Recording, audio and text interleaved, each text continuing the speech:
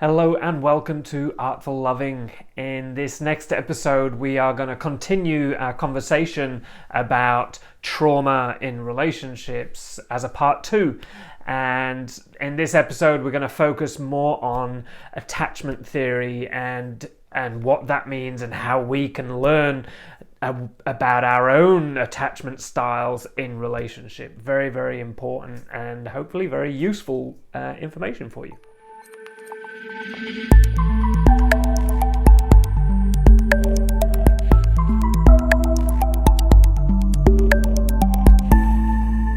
Hi, I'm Nick Tovey, relationships and intimacy counselor, coach, educator, and author of the book, The Revolutionary Man. If you're new to the channel, please go ahead, subscribe, click the notification bell so you get notified when new episodes come your way. If you want to learn a little bit more about myself and my work, you can go and visit my website, nicktovey.com. And please stick around. I really rely and want engagement from you in order to give this this content, this information, this conversation the traction that it deserves. More people are going to be able to see this information the more you interact with the channel, with the video. So go ahead, share it with your friends, subscribe, all of these little ways in which you can participate in this conversation help this video show up in people's screens. So please do it. Give me your contribution. I'd love that. And of course, questions, comments. Please put all of your questions, comments in the comments below. And if there's any particular subjects that you want me to tease apart, to offer my perspective on, then please let me know. I'd love to hear about it.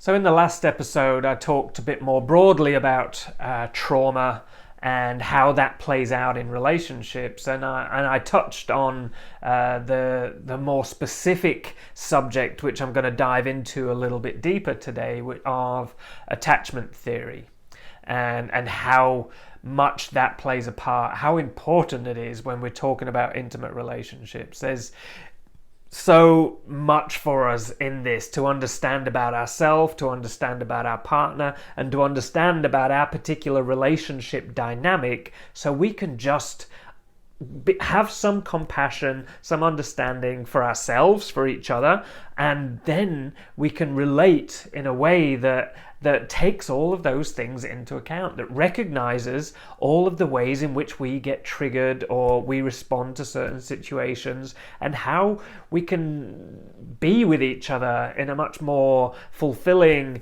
and useful way, and of course loving way.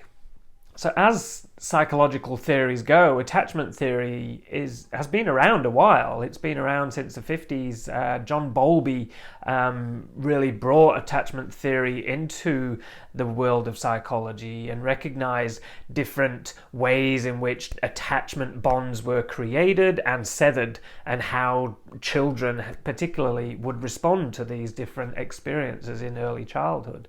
But it's become much more popular in recent years, in the last 10 years or so. It's become such a really popular field of study, field of interest, and very much in the popular culture, popular psychology discourse, which is a really good thing, because I think it gives us a really beautiful understanding, as I was saying, of ourselves and of each other. When we're talking about trauma, as I was discussing in last episode, it exists on a spectrum. So when we're talking about the big experiences of trauma, like abuse, violence, sexual abuse, anything like that, wartime experiences, car crashes, anything like that, really big experiences, yeah? Sometimes on the other end of the spectrum, when we're talking about attachment and disruptions to attachment, they can be much more subtle and less easy to see. Often they happen to us before we've created conscious memory. Yeah, so it sits within our nervous system, it sits within the body, but we don't have a conscious memory of what happened in order to cause that particular attachment disruption. So let's dive into attachment and define it a little clearer, so we can start to understand it a little more. So attachment essentially is the bond that an infant creates with their early childhood experiences, their caregivers, the people that are there to look after them, to nurture them, to care for them. Of course, that can be parents, but sometimes not. And of course, that can have a really big, that conversation can have a really big impact on a child's attachment relationship. But ultimately, the optimal attachment experience that a child can have and can experience is what we call secure attachment, and that happens when there's a beautiful, healthy bond between infant and parent. And this is when there's physical closeness, food is available when the child needs it. There's affection. There's the physical interaction is very important in order to create a secure attachment needs. Ultimately, what that infant needs at that particular point of time is connection with a human being who's going to take care of it. That infant is utterly dependent on an adult to take care of it, and of course a mother to take care of it, because the mother is the one that's going to provide food. But that doesn't mean that it doesn't create good, healthy attachment bonds with fathers also, with male caregivers also. It just means that the need for nourishment isn't necessarily looked for from a father. Yeah, but of course that's only one aspect of good, healthy attachment. So if those people that are there in order there to care for this infant, if they're there, they're on hand, they're available, the interaction between parent and child is loving, is affectionate, is caring, is responding to the child's needs as they arise, and is basically present, is available. That is going to give that child what we call a secure attachment system. So they grow up and develop very naturally, very healthily, and recognize that they're okay, they're safe. The needs that they have are available to them. That is going to create for that child a good, healthy understanding of the world around them, and a good, healthy understanding of them and their worth of love, connection, affection. Yeah, and of course that is unfortunately not everybody. Yeah, they reckon 50% of the population have a secure attachment experience as an infant. It's these numbers are interesting, and I often wonder how they come about, these numbers. Yeah, so when we're talking about psychological testing, they're very much reliant on observation and of course information that's given on questionnaires and such. So that relies on a person to be truly honest and to know exactly what they're speaking of. So it's a difficult thing to measure with 100% accuracy. So anyway, if we just take those numbers as guides, I think it's important, it's useful.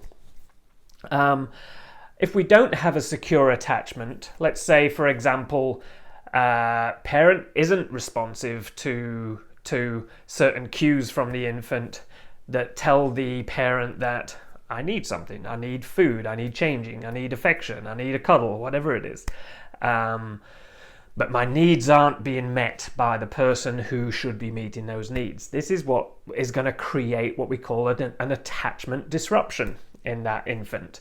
And dependent on the experience that the infant has, it's going to create one of three different attachment styles. So the first one being anxious ambivalent.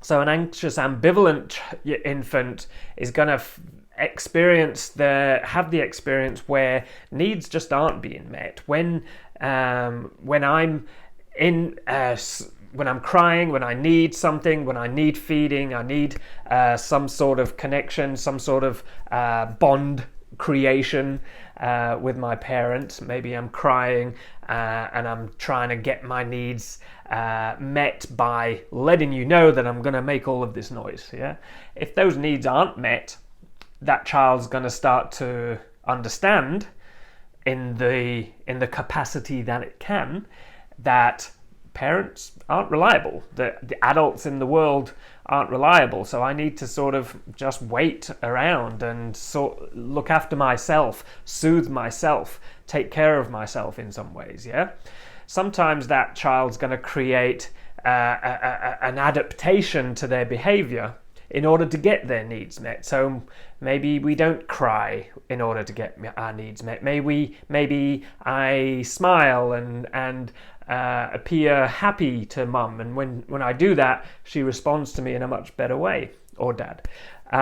My needs get met much better in those circumstances. Yeah, so this is what we call an adaptation, a change in which occurs because early childhood attachment needs aren't being met.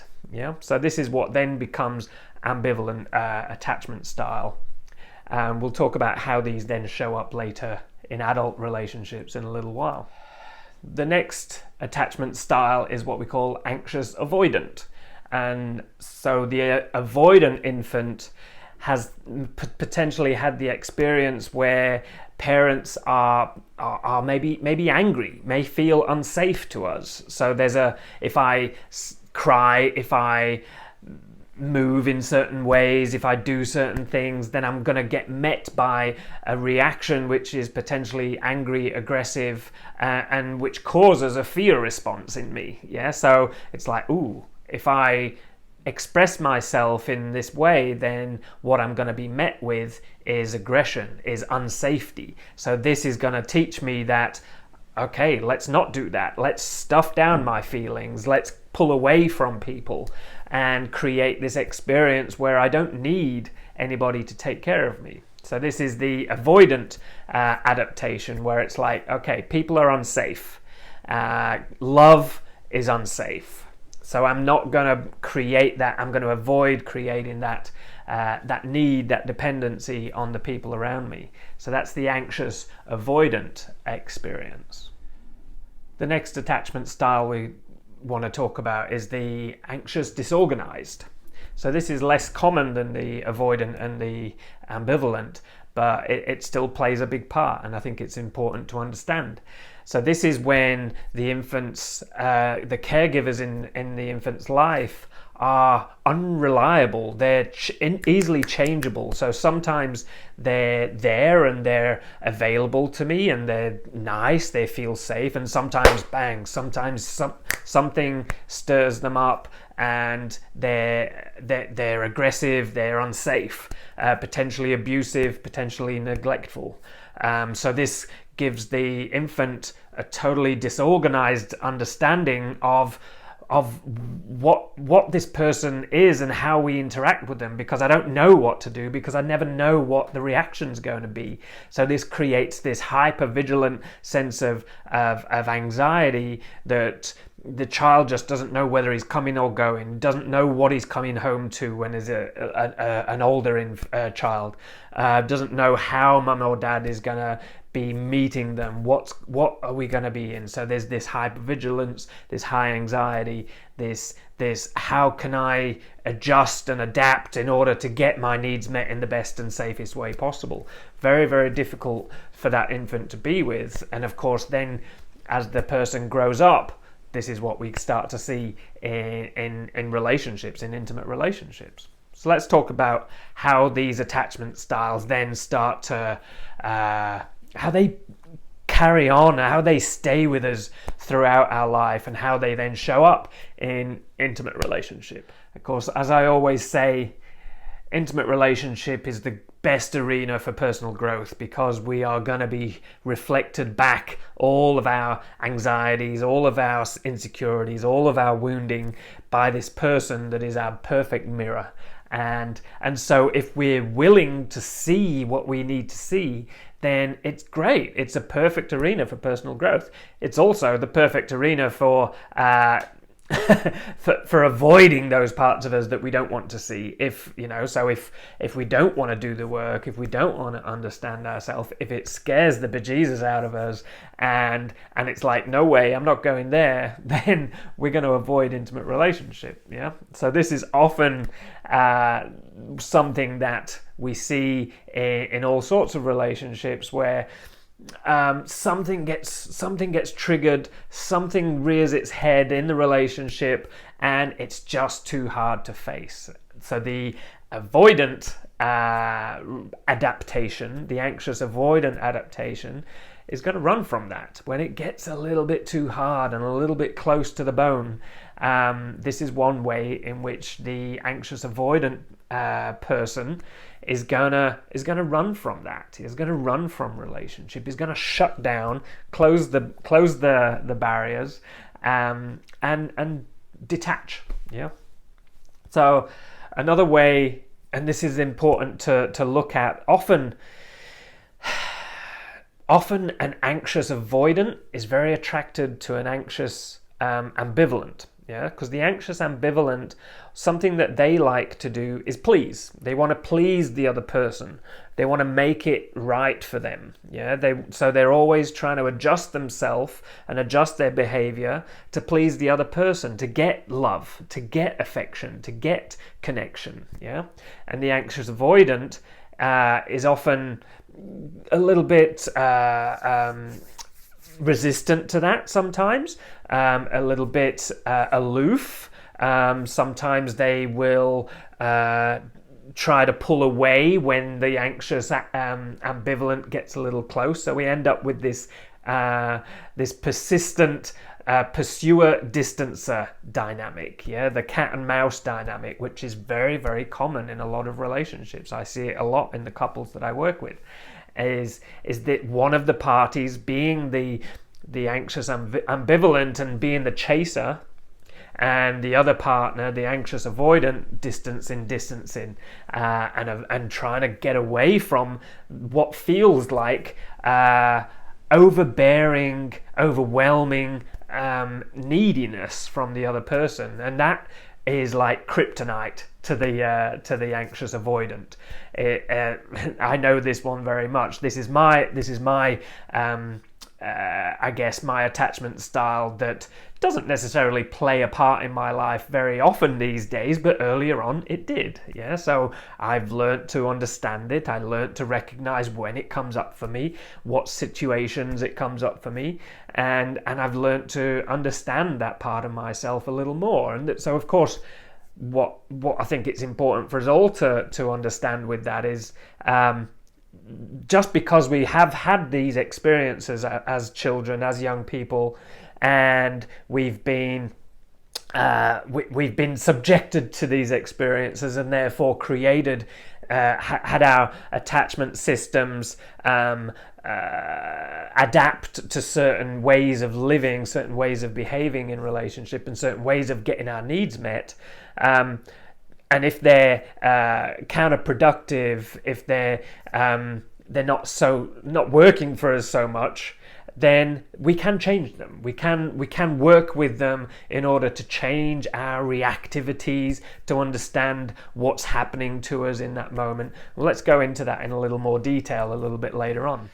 So if you're a bit of a yes person, yeah, if you're the one that puts other people's needs above your own and tries to make everybody else okay and avoids conflict, doesn't want, is afraid and anxious about somebody taking away love, someone distancing. If you get extremely triggered when you're in an argument with your partner and they shut down and distance or walk away, that is a great sign that you're the anxious ambivalent attachment style in this particular relationship dynamic.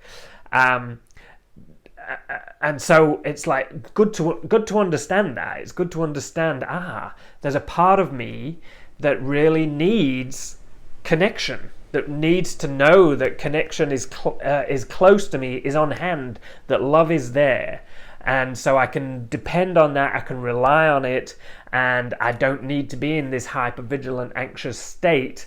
And if I am often in that hypervigilant, anxious state, then maybe something I can do in order to help myself. There's something you as my partner can do to help me, to support me. And maybe the relationship dynamic in itself might not be working for me. It might be something that I need to address in that bigger context, in that bigger style.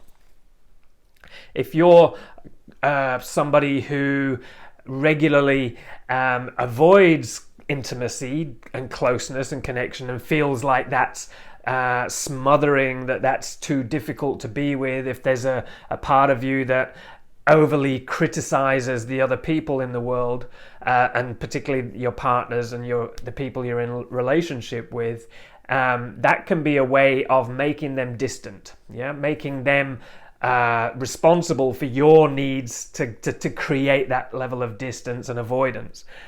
It's another way of like keeping ourselves separate. If I can project all of the badness out into the world around me, then that keeps me safe to some degree.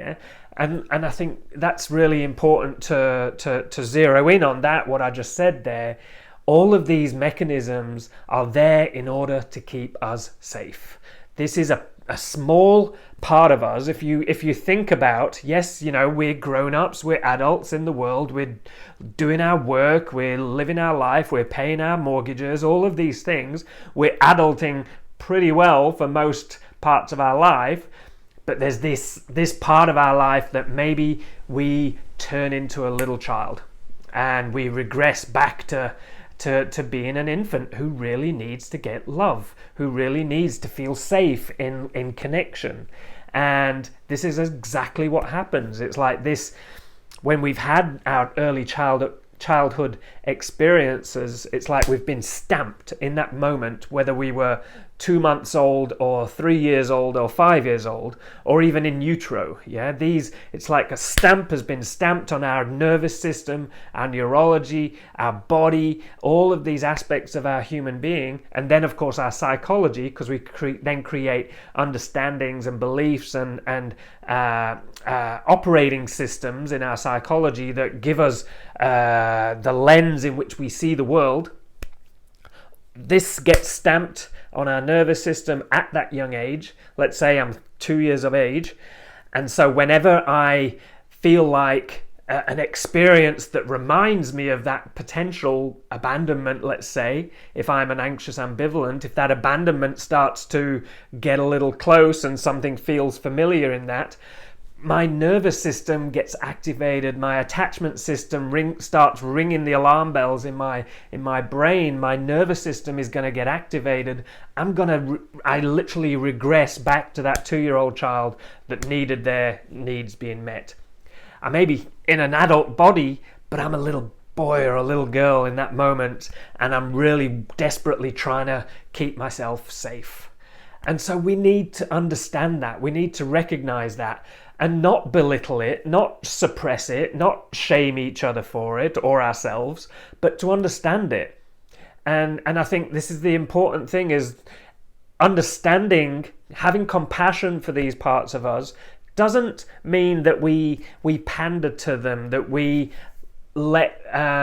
excuse bad behavior. It's really important that we as adults in life take responsibility for ourselves, for our emotional state, for these little parts of ourselves that do hijack the whole system when they're feeling in threat. But sometimes we just don't have the capacity to take responsibility for ourselves because we've got a 2-year-old in the driving seat of our life making decisions for us, because we've been hijacked.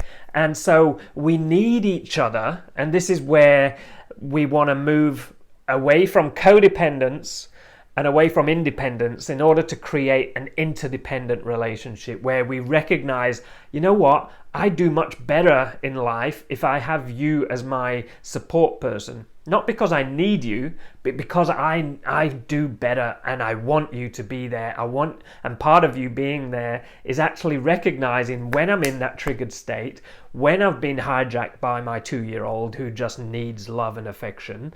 And then you can, because you love me, because you care for me, because you support my growth, you can help me regulate that part of myself. And this is what we call co-regulation. So as loving human beings that care for each other and want the best for each other, we help each other regulate our nervous system. So of course we need to be self-reliant and take responsibility for ourselves. We want to get to that place, but sometimes, like I was saying, we just don't do that very well when we're in the really triggered states. So this is why we want to co-regulate. Co-regulation helps those young parts of us become better at self-regulating. Yeah. So, and this is exactly what we needed in those early years as being a child. We needed our parents, our caregivers, to give us that ability to understand ourselves so we can then learn to self-regulate. We need connection, we need closeness and touch, and to give our nervous system chance to slow, to settle down, to regulate. Yeah. So we can do that for and with each other. So sometimes all that's necessary is touch, is a hug, taking a deep breath with each other, and maybe doing that a few times, just not speaking, not saying anything. Maybe there's a word or 2 words that we can say to help us understand that we're okay. You know, you're safe, I've got you. Yeah, they're great words to hear when you're in that triggered state. And then just taking a few breaths together. It's a beautiful way of just easing the nervous system, letting everything settle. And what we're doing, we're flipping out of that regressed 2-year-old part of ourselves, or whatever age it is, and we're opening up and reactivating the prefrontal cortex. We're getting beautiful blood through the entire brain. We're not locked in our reptilian brain. And so then we're able to think rationally. We're able to problem solve. We're able to take in multiple perspectives, and we're able to go, you know what? I'm sorry, I shouldn't have said that. Or, you know what, I'm sorry, I got really triggered in that moment. Thank you for taking care of me. Thank you for helping me get to this place where I can now be the adult that I am. Yeah, does that make sense? It's a really beautiful way of just being in relationship, being loving to each other. We all have these parts of us that we regress back to. It's really important to recognize that. And importantly, to understand also, often we're both going to be in that triggered state. Yeah, we're both going to be 2 kids that have regressed back to these little children that are desperately trying to keep themselves safe, and we see each other as the enemy, as the person that is attacking us, as the person who is potentially unsafe. Yeah, so it's difficult in that moment when we're wanting to defend or attack for one of us to get to that place where it's like, okay, enough. We're not doing well here. We need to stop this. Which is why it's super important with practice, with learning, with setting up some prior arrangements and agreements around how we deal with these situations. Before we get to that triggered state, is agree that we have a symbol, timeout. And when we're just bickering, we're in that triggered state, we are children, call the timeout, and we both take half an hour, whatever we need, depart, go our separate ways, regulate ourselves. Maybe if we're able, we can then come back to connection and have a hug, breathe together, do the co-regulation. Whatever order we can do them in. It's very dependent upon the situation at the time and where you're at. We can't be forcing each other to co-regulate. It doesn't work that way. Now, I haven't talked much about the anxious disorganized attachment style, because it, like I said, it is more rare, but it's still very prevalent in the world, and often this comes about from particularly traumatic experiences in early childhood, when there's been neglect and abuse and things like that have been present in early childhood. So when our safety has really been very unknown and rare to feel that we can actually relax in a place of safety, and those human beings that should be keeping us safe actually feel like they have the ability and the capacity, and we can trust that. So the anxious disorganized is going to be somebody who can be quite erratic in those emotional states, and quite 1 minute they're grasping and they're needy, the next minute they're pushing away. There's a lot of confusion in attachment needs trying to be met, and it's very intense, very erratic. And it's difficult to get anywhere in that, to get them to come down to a regulated state of emotion. This is a bit harder to work with, and it often is going to need a little bit of professional support in this. And of course, you can definitely, it's very useful to get professional support in any of these attachment style challenges, let's say. So I think it's important to understand that. Yeah, we can't do it all on our own sometimes. Sometimes it's good to have somebody on hand, someone we trust, someone we feel good with, and to get that level of support from a third person. Very, very useful. Another thing I want to mention is, when we start to look at our attachment styles, and maybe we do an online quiz and we find out, okay, we're securely attached, or we're anxiously ambivalently attached. These are just words that we use, yeah? It's not an identity. It's not something that something I see people doing a little bit these days is sort of, I'm avoidant, or I'm ambivalent, or I'm anxious, whatever it is. Or I'm secure, using that as a badge of honor. Let's not identify with them. They're just words that we use to describe certain behaviors and certain traits, yeah. And they're useful, but they're not identities that you need to attach to, yeah. If you've got a part of you, like I was describing about myself, I know that due to some of my early childhood experiences, I created an avoidant attachment style in order to just get my needs met, to take care of myself. And that's definitely shown up in relationships as I've grown up and as I've been an adult.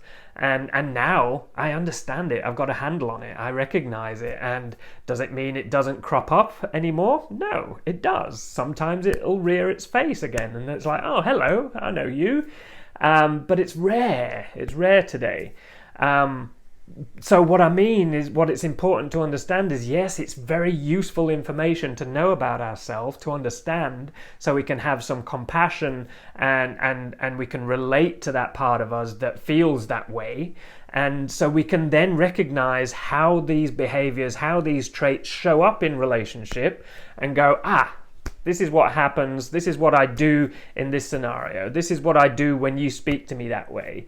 So I can understand it, I can see it, then I can do something with it, yeah? Then I can start to change it. I don't just go, no, I'm anxiously avoidant, so therefore it excuses me to walk out on every argument that we have. That's just a bypass, yeah? That's just laziness, and that's not good relationship, yeah?